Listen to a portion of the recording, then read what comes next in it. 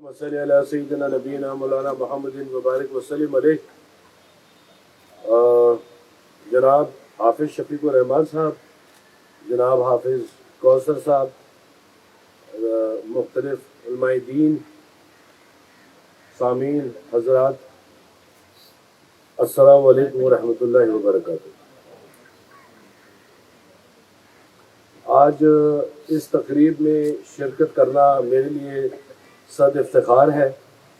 مجھے بہت خوشی ہے کہ الحکمہ جو ایک دینی ادارہ ہے وہ بڑے کچھ ہی عرصے کے اندر ماشاءاللہ بہت پھل گیا پھول گیا۔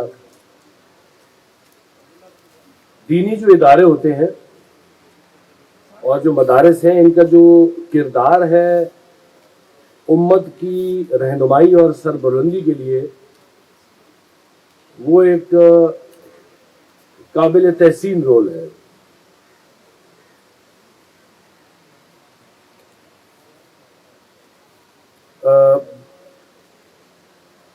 وزارت مذہبی امور ایک الگ معاملہ ہے، اور اوقاف جو ہے وہ خود ایک بہت بڑا معاملہ ہے۔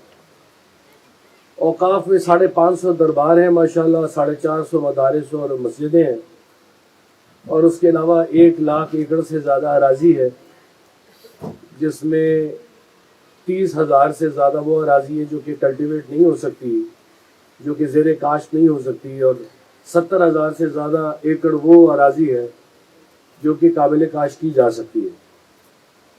اس کے ساتھ ساتھ زکوٰۃ اور عشر جو ہے، اس کی ایک الگ منسٹری ہے، وہ بھی اللہ تعالیٰ نے اس کا بھی جو ہے ذمہ وہ میرے سپرد کیا ہے۔ مگر یہ جو مذہبی امور ہے، جس کو ہم کہتے ہیں ریلیجس افیئرز، یہ ایک انتہائی سینسٹیو منسٹری ہے، اور اس کے اندر بڑا کیئرفل رہ کے چلنا پڑتا ہے۔ اس کی وجہ یہ ہے کہ بین المسالک ہم آہنگی اور بین المذاہب مکالمے، یعنی انٹرفیتھ ہارمنی اور انٹر سیکٹرل ہارمنی، اس کے ساتھ ساتھ ریلیجس ٹالرنس، یعنی آپ کے اندر اتنی قوت برداشت ہو کہ آپ اگلے انسان کی بات کو غور سے سنیں۔ ہمارے لیے جو سیرت النبی صلی اللہ علیہ وسلم، انبیاء کرام، صحابہ کرام، اولیاء اللہ اور خلفائے راشدین، اور ہمارے جو بڑے بزرگ گزرے ہیں، ان کی جو تعلیمات ہیں اور ان کے جو افکار ہیں، ان کا جو ابلاغ ہے، وہ آج کے دور کی سب سے زیادہ اہم ترین ضرورت ہے۔ اور اس کی وجوہات یہ ہیں کہ صرف تشدد، انتہا پسندی اور فرقہ واریت اور یہ جو دہشت گردی جیسی لعنتیں ہیں، اس کا خاتمہ صرف ان تعلیمات کے ابلاغ ہی سے کنٹرول کیا جا سکتا ہے، ختم کیا جا سکتا ہے، اور معاشرے کو صاف کیا جا سکتا ہے۔ استحکام پاکستان کے تقاضوں کو مد نظر رکھتے ہوئے یہ ہم پر لازم ہے کہ ہم اپنے جس سے بھی مسلک سے تعلق رکھتے ہوں، اس سے پہلے اس چیز کو سوچیں کہ بحیثیت قوم ہم پہلے مسلمان اور پاکستانی ہیں، اور اس کے بعد پھر ہمارا کوئی مسلک ہے۔ جو آج کل کے معروضی حالات ہیں جس سے پاکستان گزر رہا ہے، ان حالات کے اندر ان تمام تعلیمات جو ہیں وہ ان کی شدید ترین ضرورت ہے۔ ہم آہنگی، پیار، محبت، اخوت، بھائی چارہ، یہ وہ تمام چیزیں ہیں جن کے اوپر ہمیں بہت زیادہ کام کرنے کی ضرورت ہے۔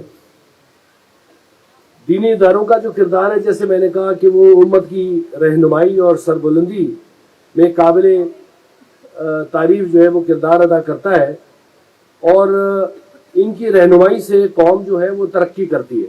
یعنی ہمارے جو دینی مدارس ہیں، یہ اتنے ضروری ہیں ہمارے معاشرے کے لیے، ہماری بلڈنگ آف معاشرے کے لیے، کہ آج سے پہلے میں سمجھتا ہوں کہ ہمارے 75 سالہ پاکستان کی تاریخ میں اس کا اتنی شدید ضرورت نہ ہوگی جتنی آج ہے۔ الحکمہ الحکمہ ایک بہت ہی مختصر وقت کے اندر ماشاءاللہ ایک اعلیٰ سطح پہ دینی اور علمی جو ہے وہ کام کر رہا ہے. قابل تعریف ہے کہ ان کے جو خطبات ہیں اور ان کی جو کتابیں ہیں وہ ریسرچ لیول پہ لکھی جاتی ہیں. ہم الحکمہ جو ہے ایز گورنمنٹ آف پنجاب تمام دینی اداروں کو الحکمہ کے ساتھ شانہ بشانہ کھڑے ہیں اور ہر وقت ان کی مدد کے لیے تیار ہیں. مجھے معلوم نہیں کہ یہ محکمہ اوقاف سے رجسٹرڈ ہیں یا نہیں یا ان کے اپنے کوئی پروگرامات ہیں، لیکن بہرحال حکومتی سطح کے اوپر ایز وزیر اوقاف اور مذہبی امور میں اس جیسے مضبوط ادارے کو چاہوں گا کہ یہ ایک بڑے پیمانے کے اوپر اپنا کام کریں تاکہ زیادہ سے زیادہ ملک و قوم کی خدمت کی جا سکے، دین کی خدمت کی جا سکے، اور کمیونٹی بلڈنگ کے اندر جو ہے وہ ان کا ایک بہت اہم کردار ہے. اس کے ساتھ ساتھ میں خصوصی طور پہ حافظ شفیق الرحمان کا اور بالخصوص حافظ کوثر صاحب کا بہت شکر گزار ہوں کہ آج آپ نے مجھے اس تقریب کے اوپر مدعو کیا اور مجھے بہت خوشی ہے کہ میں آج آپ کے درمیان ہوں. بہت بہت شکریہ. اسلام زندہ باد اور پاکستان پائندہ باد.